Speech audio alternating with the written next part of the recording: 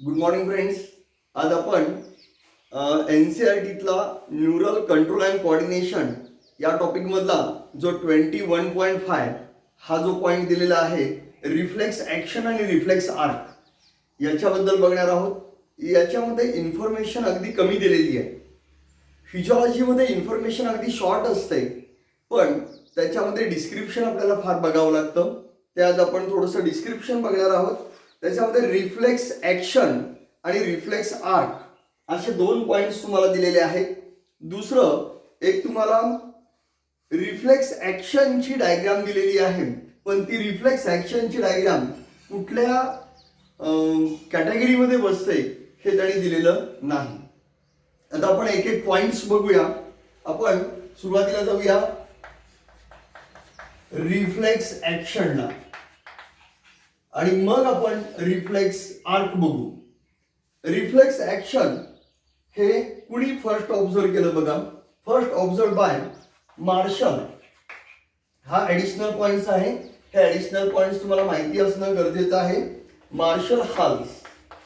Okay, first observe the reflex action. Marshall Hall first observe reflex action. First observe the reflex action. Okay, त्याच्यानंतर तुम्हाला एक definition दिलेली आहे. तुम्ही NCERTच्या बुकमध्ये जर डेफिनेशन बघितली तर तुम्हाला डेफिनेशन दिलेली आहे. त्या डेफिनेशन मध्ये म्हटलं त्यांनी entire process of response to peripheral nervous stimulation. Underline करून ठेवायचं. पेरिफेरल नर्वस स्टिम्युलेशन खूप महत्वाचा पॉइंट आहे. That occurs involuntary without conscious efforts. Okay, that is without conscious efforts or thoughts and requires the involvement of the part of the central nervous system is called as a reflex action. Reflex action ची definition मी पुन्हा एकदा read करतो. The entire process of response, entire process संपूर्णपणे to the peripheral nervous stimulation. Peripheral nervous stimulation कोण येतं? Spinal nerve आणि cranial nerve येतात. Okay, peripheral nervous stimulation. Okay, that occurs involuntary. सगळ्यात महत्वाचं, हे व्हॉलंटरी होतं का? नाही, हे इनव्हॉलंटरी आहे. Without conscious efforts or thoughts and requires the involvement of the part of the central nervous system is called as a reflex action. या reflex ॲक्शनची पहिल्यांदा तुम्हाला डेफिनेशन येणं गरजेचं आहे. या डेफिनेशन वरती सुद्धा लाईन टू लाईन MCQ येऊ शकतो. ओके, इथं तुम्हाला ट्रू अँड फॉल्स किंवा ट्रू अँड फॉल्स मध्ये सुद्धा विचारलं जातं. सेंट्रल नर्वस सिस्टीमच्या ठिकाणी पेरिफेरल नर्वस सिस्टीम असं देतील. ओके, कॉन्शियस अनकॉन्शियस असं देतील. ओके, हा MCQ तुम्हाला विचारला जातो. त्याच्यानंतर ही रिफ्लेक्स ॲक्शन ही कशी आहे? ही रिफ्लेक्स ॲक्शन एकदा डेफिनेशन झाली की त्याच्यामध्ये काय पॉइंट्स आहेत? तर हे स्पॉन्टॅनियस आहे. हे कसं आहे? स्पॉन्टॅनियस आहे. डेफिनेशन मध्येच तुम्हाला कॉन्शियस असं सांगितलेलं आहे. विदाउट कॉन्शियसनेस सांगितलेलं आहे. एक स्पॉन्टॅनियस आहे. दुसरं आहे ॲटोमॅटिक. काय आहे? दुसरं एक स्पॉन्टॅनियस, ॲटोमॅटिक, इनव्हॉलंटरी. हे शब्द खूप महत्वाचे आहेत. एक स्पॉन्टॅनियस आहे, एक ॲटोमॅटिक आहे, एक इनव्हॉलंटरी आहे. Mechanical response produced by the stimulating specific receptors. Okay, produced by the stimulating specific receptors. आता रिसेप्टर म्हणजे काय? हाही पॉइंट आपल्याला बघायचा आहे. हा पॉइंट आपल्याला खाली थोडंसं डिस्क्राईब केलं त्यांनी. सेन्सरी रिसेप्टर्स म्हणून एक पॉइंट घेतलेला आहे, पण त्याचं तुम्हाला डिटेल डिस्क्रिप्शन असेल तर तुम्ही स्टेट बोर्डचं 12वीचं पुस्तक जे आहे हे रेफर करावं लागणार. याच्यामध्ये एक्स्ट्रो रिसेप्टर आणि इंट्रो रिसेप्टर एक चार्ट दिलेला आहे. तो चार्ट खूप महत्वाचा आहे. या टॉपिकच्या रिलेटेड संपूर्ण न्यूरल कंट्रोल अँड कोऑर्डिनेशन या टॉपिकच्या रिलेटेड तुम्ही स्टेट बोर्डचं पुस्तक सुद्धा रेफर करणं गरजेचं आहे. ओके, देन पुढे आपण गेलो. Reflex action is a involuntary आहे. कसं आहे? इनव्हॉलंटरी आहे. The reflex action are completed very quickly as compared to the normal action. Okay, very quickly as compared to the normal action. हाही पॉइंट खूप महत्वाचा आहे. त्याच्यानंतर तुम्हाला दिलेला आहे in the form of animals behaviour. बघा हा एमसीक्यू येऊ शकतो. In the form of animal behaviour, okay, in which the stimulation of sensory organ result in the activity of some organ without the intervention of will. Without the intervention of will हे मी इथं लिहितो, खूप महत्वाचं आहे. It is form of animal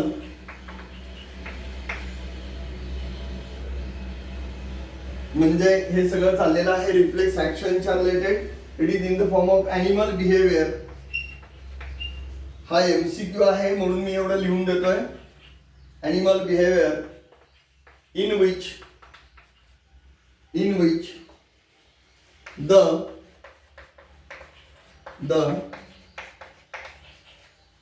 stimulation of sensory organ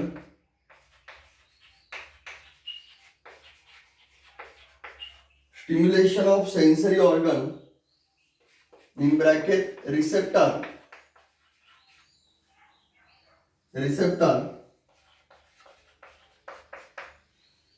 result in the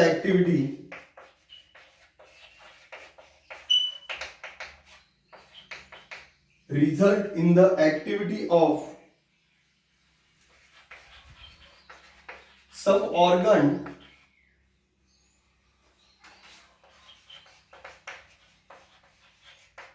without the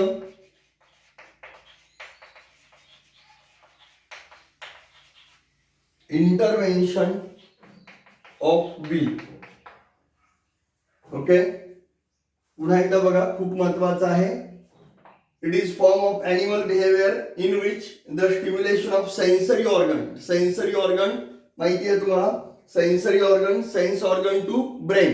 okay, sensory organ that is a receptor result in the activity of some organ without the intervention of wills. Okay, हाही MCQ तुम्हाला विचारला जाऊ शकतो. आता आपण reflex action बघितलं, पण reflex arc हे बघायचं आहे. रिफ्लेक्स आर्कची सुद्धा डेफिनेशन तुमच्या एनसीईआरटी मध्ये दिलेली आहे. रिफ्लेक्स आर्कची डेफिनेशन तुम्हाला बघायची आहे. रिफ्लेक्स आर्क काय दिलेला आहे तर रिफ्लेक्स पाथवे, रिफ्लेक्स आर्क ऍक्शनच्या पुढेच लगेच दिलेला आहे. बघा तुम्हाला रिफ्लेक्स पाथवे म्हणून दिलेला आहे का एनसीईआरटी मध्ये. Reflex pathway, okay, comprises at least one afferent neuron and one efferent neuron. One afferent and efferent. Afferent म्हणजे आत येणारे, afferent म्हणजे आत येणारे, efferent म्हणजे बाहेर जाणारे. इथं आत येणारे कसं घ्यायचं, ब्रेन कडे येणारे जे आहेत ते afferent आणि ब्रेन कडून खाली जाणारे आहेत त्याला म्हणायचं efferent. ओके, ती जी डेफिनेशन आहे ती खूप महत्वाची आहे. afferent neuron receive a signal from sensory organ. आता समजा सेन्स ऑर्गन असेल, त्या सेन्सरी ऑर्गन पासून हा इम्पल्स घेतला. कुणी घेतलाय, ऍफरंटनी घेतलाय. कुणी घेतलाय, ऍफरंट न्यूरॉननी घेतलेला आहे. Okay, afferent neuron receive the signal from the sensory organ and transmit the impulse via the dorsal root ganglion, dorsal root, okay, nerve root into the CNS at the level of spinal cord. आता हे काय आहे at the level of spinal cord. आता तुम्हाला मुद्दाम तिथं diagram काढून दाखवावी लागणार आहे. जी एनसीईआरटी मध्ये डायग्राम आहे, एनसीईआरटी मध्ये डायग्राम आहे, पण ती डायग्राम कशी काढायची हे मी जरा सांगतो. लक्ष द्या इकडे. मी स्पायनल कॉर्डची डायग्राम पहिल्यांदा काढतो. या स्पायनल कॉर्डच्या डायग्राम काढत असताना एक सेंट्रल कॅनल काढला. हा सेंट्रल कॅनल काढल्यानंतर वरती 2 लाईन टाकल्या, मी खाली 2 लाईन टाकल्या. बघा, वरती 2 लाईन, खाली 2 लाईन जर टाकल्या मी, ओके, तर पुढे त्याला मी जॉईन केलं तर ही स्पायनल कॉर्डची डायग्राम होते माझी. ओके, हे स्पायनल कॉर्डची डायग्राम झाल्यानंतर 1 2 3 4. ओके,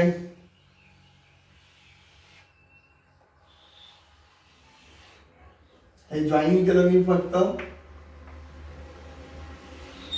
झालं. इथं हा झाला वेंट्रल रूट, हा झाला डॉर्सल रूट. बघा, हा पुढच्या बाजूला आहे म्हणून याला म्हणलं मी व्हेंट्रल रूट. ओके, आणि याला म्हटलं मी डॉर्सल रूट. आता इथं जे स्वेलिंग आल्यासारखं थोडासा पार्ट असा दिसतोय, याला हॉर्न म्हणणार आहे मी, याला व्हेंट्रल हॉर्न. ओके, इथं व्हेंट्रल हॉर्न, हा डॉर्सल हॉर्न सेम दोन्ही बाजूला असणार आहे. हा व्हेंट्रल रूट आणि पुढे गेल्यानंतर रूट होतो तो व्हेंट्रल रूट आणि डॉर्सल रूट एकत्र येतात. ओके, आणि स्पायनल नर्व फॉर्म करतात. फक्त डॉर्सलला गॅंग्लिओन असतो, हे आपल्याला विसरून नाही चालणार. ओके, डॉर्सलला गॅंग्लिओन असतो, डॉर्सललाच फक्त गॅंग्लिओन असतो, हा व्हेंट्रलला नसतो. हे फक्त दोन्ही जॉईन करायचे आहेत, बस संपलं, 2 मिनिटात डायग्राम झाली.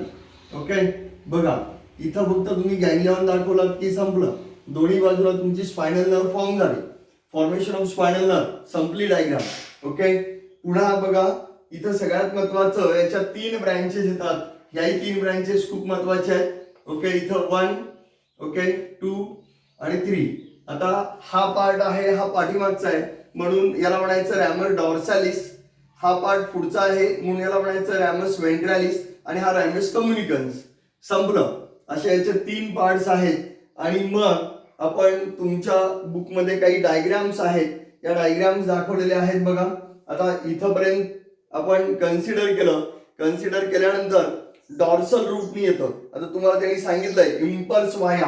कधीही लक्षात ठेवा, हा इम्पल्स येणारा आहे, हा इम्पल्स इथून जर आला, हा इम्पल्स इकडून आला, तर हा कधीही असा पुढून नाही येणार, हा इम्पल्स पाठीमागूनच एंट्री मारणार आहे, इकडूनच एंट्री मारणार आहे इथंपर्यंत. लक्षात आलं का? हा इम्पल्स पाठीमागूनच येतो, म्हणून तुमच्या डेफिनेशन मध्ये त्यांनी सांगितलंय dorsal nerve root into the CNS at the level of spinal cord. Okay, आता सगळेच इम्पल्स हे काही वरती ब्रेनला पाठवले जात नाही आहे. ओके, सगळेच इम्पल्स ब्रेनला पाठवले जात नाही. जी महत्वाची कामं आहेत तेवढीच फक्त ब्रेनला पाठवली जातात, बाकीची कामं स्पायनल कॉर्ड त्याच्या लेवलला करत असतं. मग कुठली कामं करतं हेही आपण बघायचं आहे. त्याला म्हणायचं असोसिएशन न्यूरॉन. आणि मग इथून हा nerve impulse ventral to the इफेक्टरला बाहेर पडतो.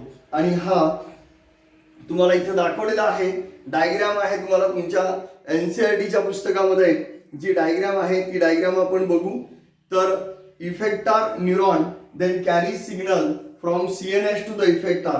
The path of completion of reflex action is called as a reflex arc. Okay, reflex arc. आता याच्याबद्दल तुम्हाला रिफ्लेक्स आर्क आणि रिफ्लेक्स ऍक्शन अशा 2 गोष्टी तुम्हाला सांगितलेल्या आहेत. बघा इथं लक्षात येतं का? मी तुम्हाला आता एक सांगितलं at the level of spinal cord, हेही तुम्हाला सांगितलं.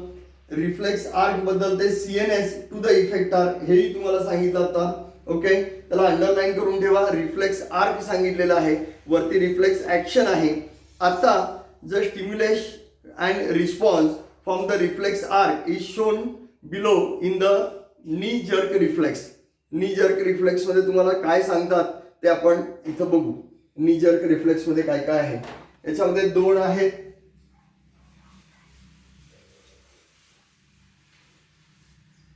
Type of reflex action on the basis of site.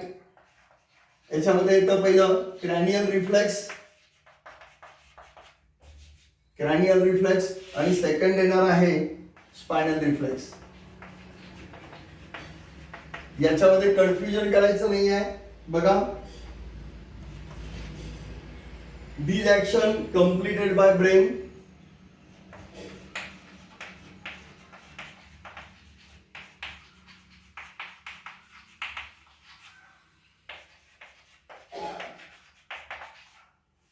Okay, spinal मध्ये action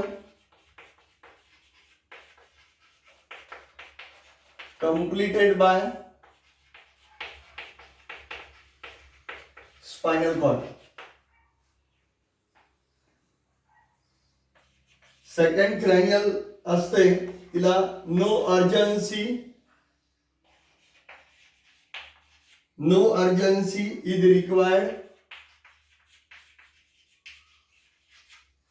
required for this action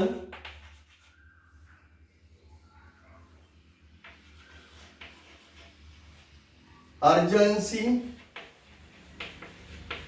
is required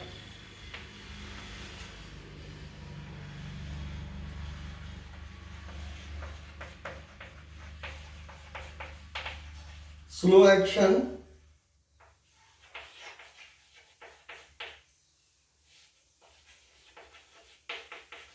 very fast action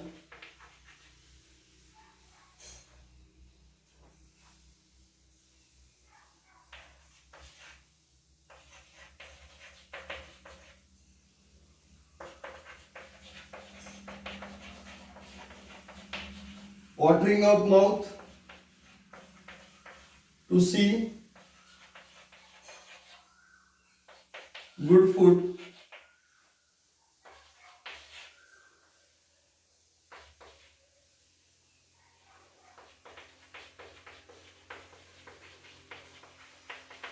displacement of legs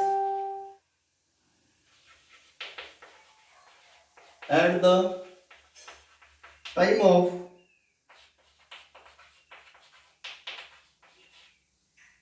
pinching by any leader.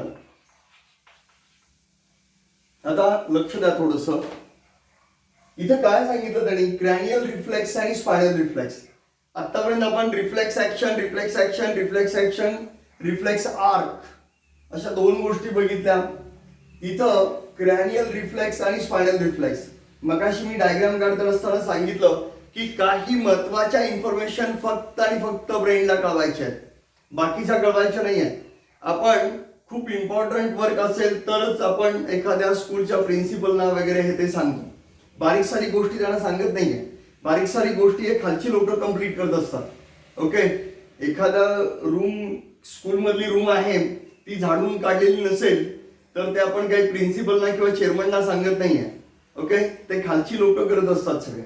तसं जर अगदी important impulse असेल तरच फक्त ब्रेनला कळवायचा, बाकीचं सगळं स्पायनल कॉर्ड मॅनेज करतं. जर असं नाही केलं, सगळेच इम्पल्स जर ब्रेनला कळवले तर ब्रेन फटीग होऊन जाईल, फटीग. ओके, आता स्पायनल रिफ्लेक्स आहे, हा ऍक्शन जी आहे हे completed by the spinal cord. इथं स्पायनल कॉर्डच्या इथंच कम्प्लीट होत असते, वरती जायची गरज नाही आहे. पण जे क्रॅनियल रिफ्लेक्स आहे, हा क्रॅनियल रिफ्लेक्स हा ब्रेनला गेलाच पाहिजे.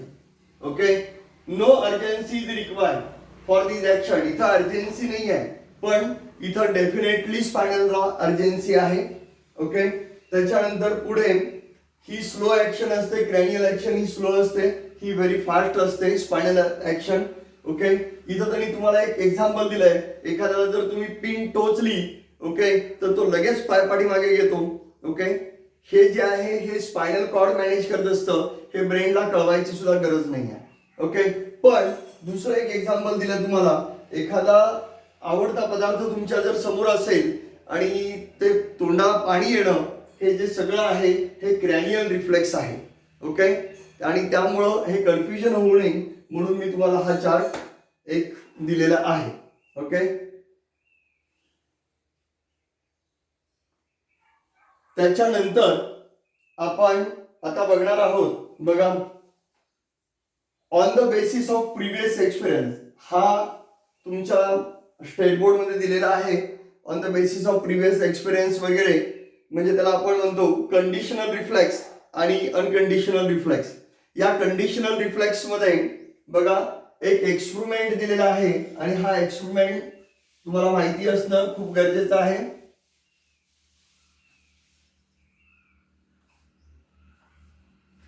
On the basis of previous experience, that is the conditioned reflex.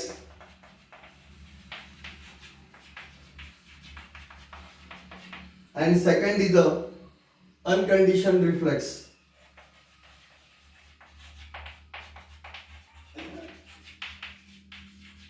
Condition रिफ्लेक्सला तुम्हाला डॉगचा एक्सपेरिमेंट दिलेला आहे. ओके, हा डॉगचा एक्सपेरिमेंट इव्हन पॅवलॉव, या इव्हन पॅवलॉवनी एक्सपेरिमेंट केलेला आहे, डॉगचा एक्सपेरिमेंट.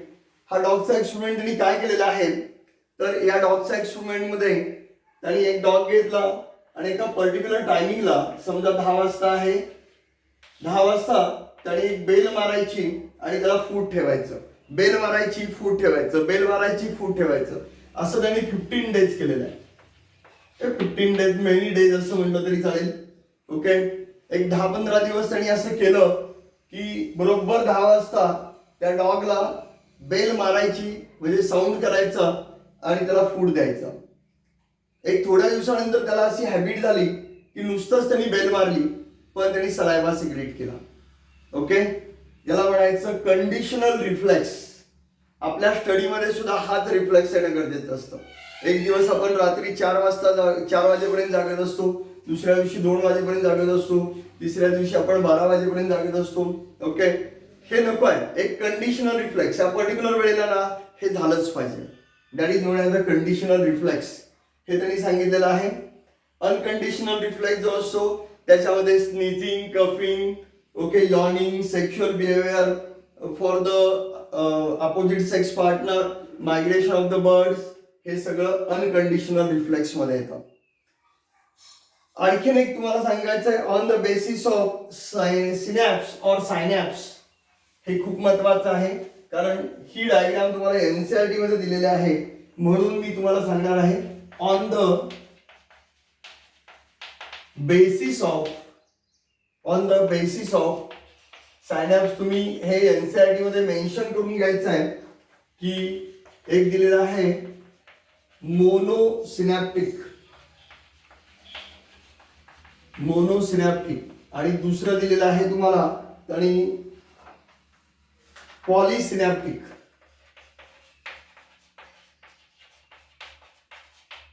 मोनोसिनॅप्टिक आणि पॉलिसिनॅप्टिक. जे मोनोसिनॅप्टिक आहे याच्यामध्ये in this type of reflex arc, okay, there is a direct synapse. इथं लिहितो मी, there is a direct synapse or relation, काही जण सायनॅप्स म्हणतात, फाउंड बिटवीन सेन्सरी आणि motor neuron. Sensory and motor neuron. Thus, nerve impulse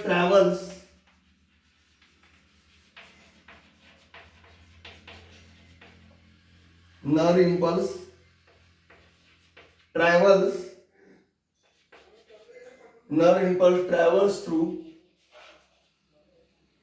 only one synapse.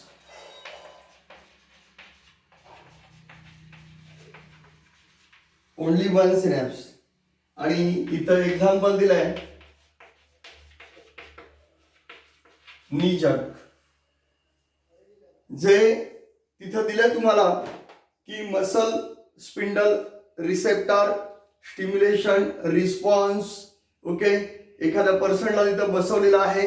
त्या पर्सनला बसवल्यानंतर त्यांनी काय केलेलं आहे बघा, जे आपला पटेला आहे, पटेलाच्या खाली बरोबर टेंडॉन असतो आणि त्या टेंडॉनवरती इथं तुम्ही नी जर्क जर दिलात, ओके, तर नी जर्क दिल्यानंतर जी मुवमेंट होते अशी लेग्स पुढे गेलेले दाखवलेत बघा. ओके, आहे का, लेग्स असे पुढे गेलेले दाखवलेत, त्यालाच आपण काय म्हणतो, मोनोसिनॅप्टिक रिफ्लेक्स. काय म्हणतो आपण, मोनोसिनॅप्टिक मध्ये नी जर्कचं एक्झाम्पल दिलंय. याच्यामध्ये direct synapse found between the sensory आणि motor neuron, okay, through the only one synapse is a very important, only one synapse. आणि पॉलिसिनॅप्टिक मध्ये काय आहे बघा, पॉलिसिनॅप्टिक मध्ये तुम्हाला दिलेलं आहे, okay, one or more small neuron found between the sensory आणि motor neurons. Okay, small neurons are called as a interneuron or connector neuron. Interneuron दिलेला आहे का बघा तुम्हाला तुमच्या एनसीईआरटीच्या बुक मध्ये. इंटरन्यूरॉन एक डायग्राम आहे का, 2 डायग्राम तुम्हाला दाखवलेले आहेत, आहे का बघा. ऍफरंट पाथवे कुठून कुठे गेलेला आहे बघा, इम्पल्स दिलेला आहे तुम्हाला. ऍफरंट पाथवे कुठून कुठे आहे, त्याच्यानंतर इफरंट पाथवे आहे, इफरंट पाथवे आहे का, इफरंट पाथवे आहे. आणि दुसरं एक इंटरन्यूरॉन म्हणून दिलेलं आहे, इंटरन्यूरॉन आहे का, इंटरन्यूरॉन. हे इंटरन्यूरॉन येतं पॉलिसिनॅप्टिकच्या रिलेटेड, इंटरन्यूरॉन. ओके, इंटरन्यूरॉन जे आहे, this type of reflex arc there are one or more small neurons, one or more small neurons. इथं काय आहे, ओनली वन. इथं काय आहे, one or more small neurons, one or more small neurons. Okay, are found between the sensory motor. The small neurons are called, small न्यूरॉन्सलाच काय म्हणलेलं आहे, इंटरन्यूरॉन. काय म्हणलेलं आहे, इंटरन्यूरॉन. आणि याचं एक्झाम्पल आहे विथड्रॉल ऍक्शन किंवा विथड्रॉल रिफ्लेक्स असं म्हणा, withdrawal reflex. Okay, withdrawal reflex हे कळालं का. त्याच्यानंतर तुम्हाला 21.6 हा जो पार्ट दिलेला आहे, या 21.6 मध्ये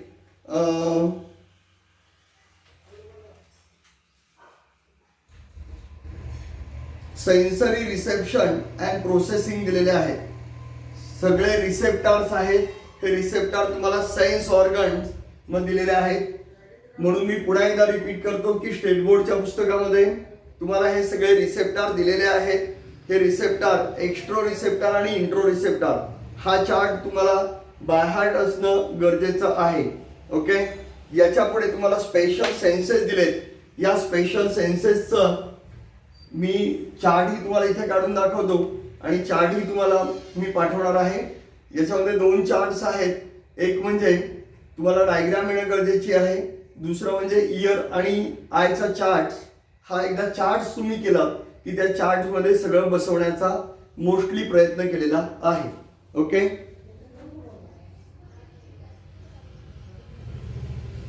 जो चार्ट तुम्हाला सांगितलेला आहे, या चार्ट्समध्ये मी एक आउटलाईन देतो.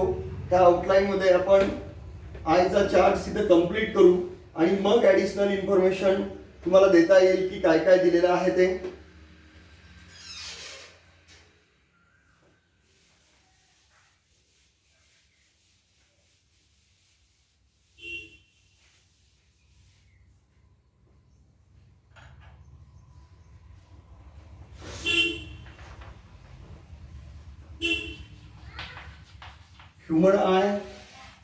ह्युमन आयच्या रिलेटेड 3 पार्ट्स दिलेले आहेत. ह्युमन आय हा एक आहे आउटर कोट. ह्या आउटर कोट हा फायब्रस आहे. ओके, याच्यामध्ये 2 पार्ट्स पडतात. एक दिलाय अँटेरियर पार्ट आणि एक दिलेला आहे posterior part. Anterior part is related to the cornea. हा कॉर्निया आहे, हा ट्रान्सपरंट आहे आणि हा अवॅस्क्युलर आहे. हाही एमसीक्यू विचारला जातो. हा एमसीक्यू आहे, अवॅस्क्युलर आहे. आता पोस्टेरियर पार्ट, त्या पोस्टेरियर पार्ट मध्ये येतं स्क्लेरा. ओके, दुसरं येतं व्हाईट ऑफ आय आणि तिसरा येतं many collagen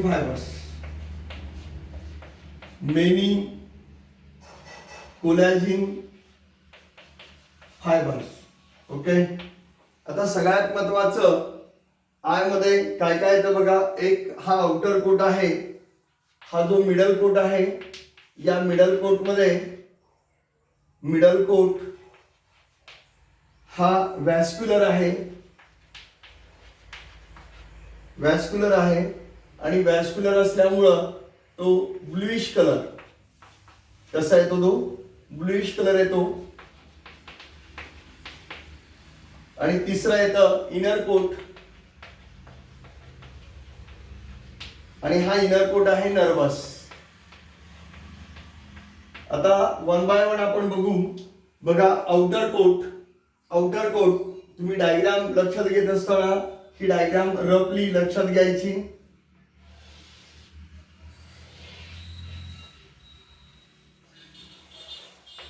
okay, ॲक्वेल chamber, Vitra chambers वगैरे जे आहेत हे सगळं डोक्यात घ्यायची. इथं या डायग्राम या पद्धतीने तुम्ही ड्रॉ करायची आणि मग ही डायग्राम डोळ्यापुढे ठेवून हा जर चार्ट तुम्ही बघितला तर तुम्हाला डेफिनेटली लक्षात येईल आउटर पार्ट कुठला आहे, सगळ्यात आउटर पार्ट कुठला आहे, बाहेरचा पार्ट कुठला आहे.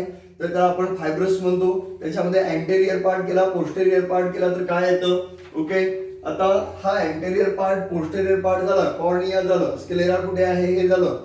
कॉर्निया हा अवॅस्क्युलर आहे, ट्रान्सपरंट आहे. ओके, त्याच्यानंतर पुढे आपण जाऊ जरा मिडल कोट जो आहे हा मिडल कोट याच्या बाबतीत काय काय आहे बघा. मिडल कोटच्या बाबतीत 3 पार्ट्स येतात. बऱ्यापैकी हे स्टेट बोर्ड मध्ये पण दिलेला आहे. एक येतं कोरॉइड. ओके, कोरॉइडला न्यूमरस ब्लड वेसल्स असतात. न्यूमरस ब्लड वेसल्स कोरॉइडच्या रिलेटेड असतात. सेकंड येतं ciliary body. Ciliary body, ciliary body मध्ये पुन्हा 2 आहेत. एक येतं सिलियरी मसल्स आणि ciliary process.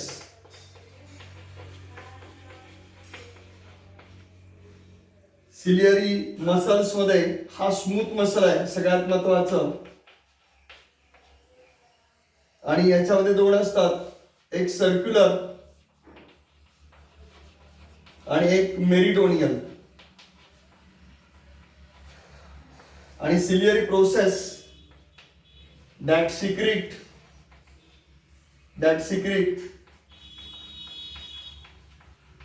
aqueous humor,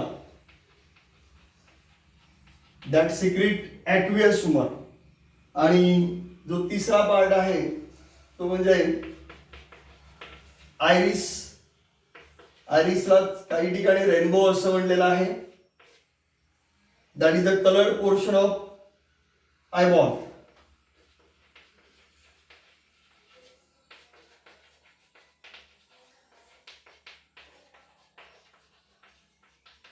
okay, मी पुन्हा तुम्हाला हे रब केल्यानंतर इनर कोट लिहून देतो बघा.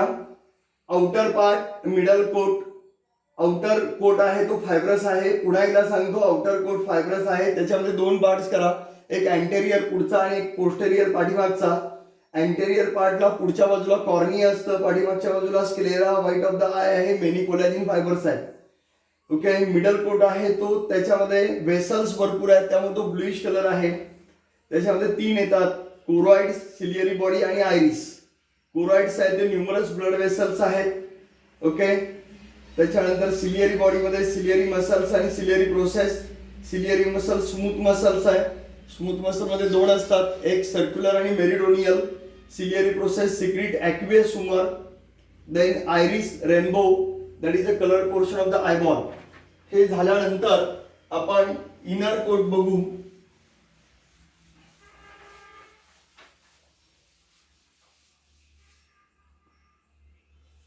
जर इनर कोट नर्वस जो आहे त्याच्यामध्ये एक गोष्ट आहे, पहिल्यांदा याच्यामध्ये येतं रेटिना. आणि हा जो रेटिना आहे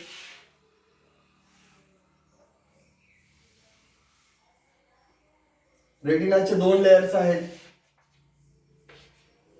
एक येतं पिगमेंटेड लेयर आणि सेकंड येतं न्यूरल लेयर. ह्या न्यूरल लेयर मध्ये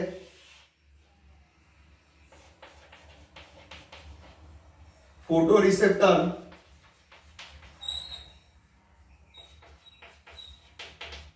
बायपोलर लेयर,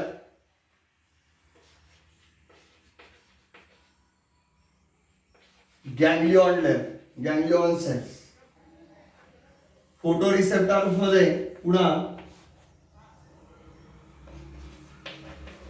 रॉड्स, आणि कोन्स. रॉड्स असतात 120 मिलियन्स,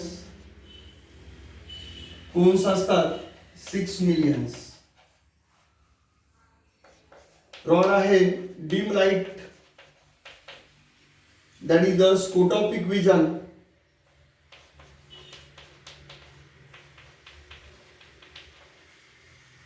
आणि हे आहे कलर विजन,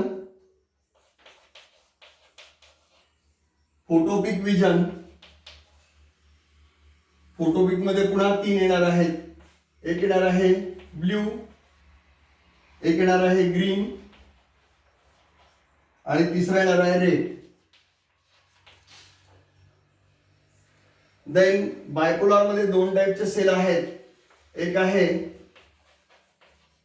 अमॅक्राइन सेल आणि दुसरा आहे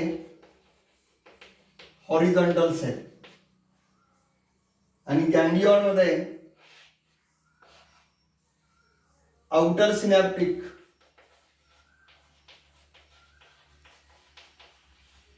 आणि इनर सिनॅप्टिक.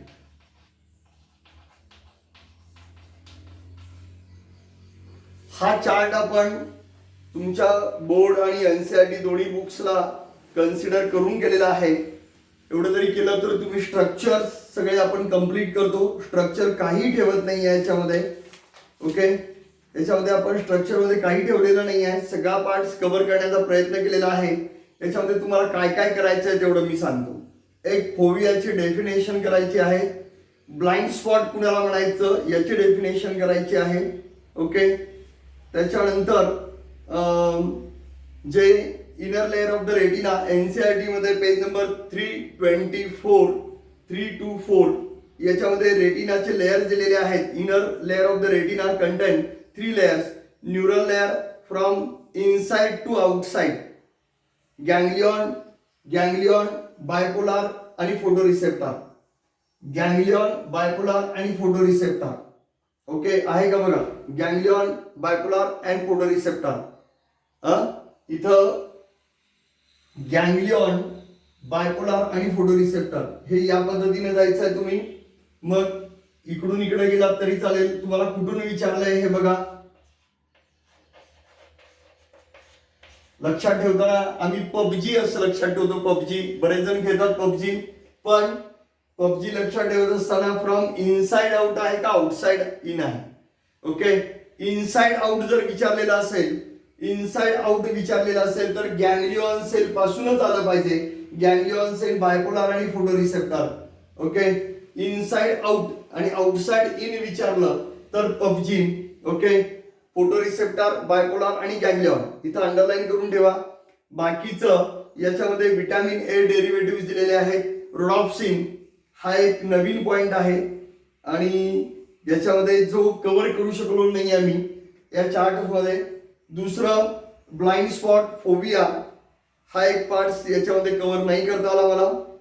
तिसरा पार्ट मध्ये एक येलोइश बॉडी सांगितलेली आहे तुम्हाला. याच्या रिलेटेड थोडंसं सांगतो बघा. हा जर पार्ट झालेला असेल तर मी थोडंसं रब करतो. याच्या नोट्स मी सगळ्या पाठवलेल्या आहेत सरांच्याकडे. सरांच्याकडून तुम्ही कलेक्ट करून घ्या.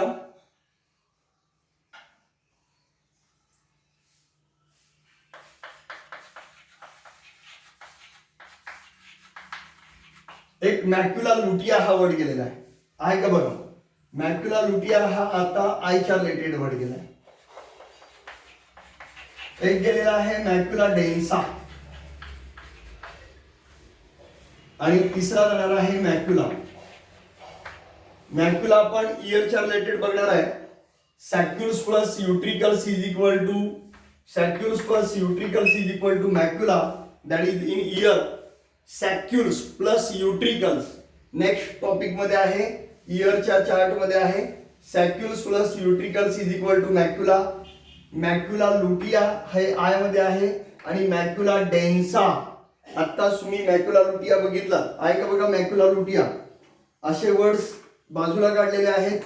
ओके, त्याची इन्फॉर्मेशन तुम्हाला दिलेली आहे. मॅक्युला लुटिया आयच्या रिलेटेड मॅक्युला लुटिया आठवतं का बघा, दॅट इज अ किडनीच्या रिलेटेड.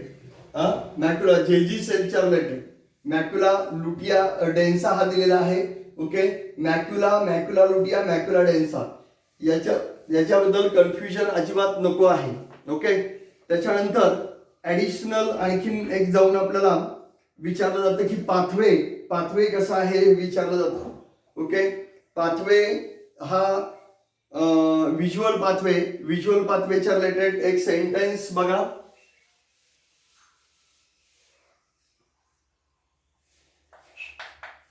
तुम्हाला विचारलं गेलं आहे visual pathway cornea, pupil,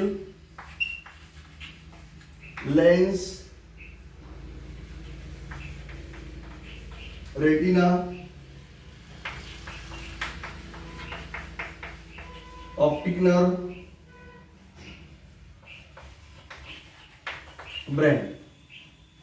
okay, cornea, pupil, lens, retina, optic nerve आणि ब्रेन या पद्धतीने आहे. हे लक्षात कसं ठेवायचं, तर जर पाहिजे असेल तर हे लिहून घ्या. Circus people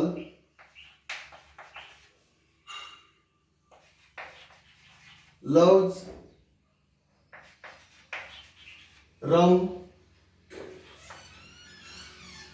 oats,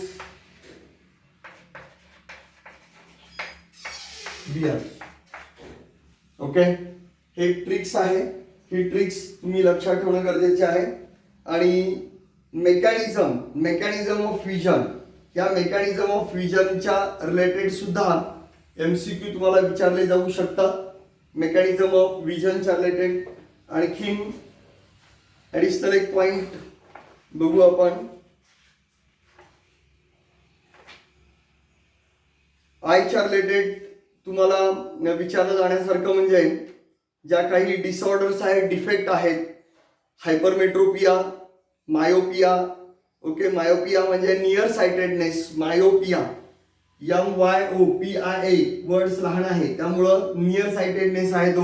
हायपरमेट्रोपिया, okay, long sightedness, okay, night blindness, xerophthalmia, strabismus, cataract आणि ग्लायकोमा. कॅट्रॅक्ट तुम्हाला स्नो ब्लाइंडनेस, कॅट्रॅक्ट हा वर्ड आपल्याला आणखीन एका ठिकाणी गेलेला आहे. Snow blindness, cataract.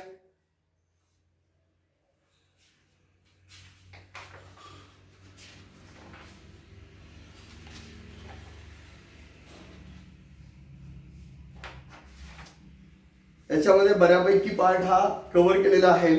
ओके, आणखीन काही डाऊट्स असतील तरी मला तुम्ही कळवा. Okay, thank you.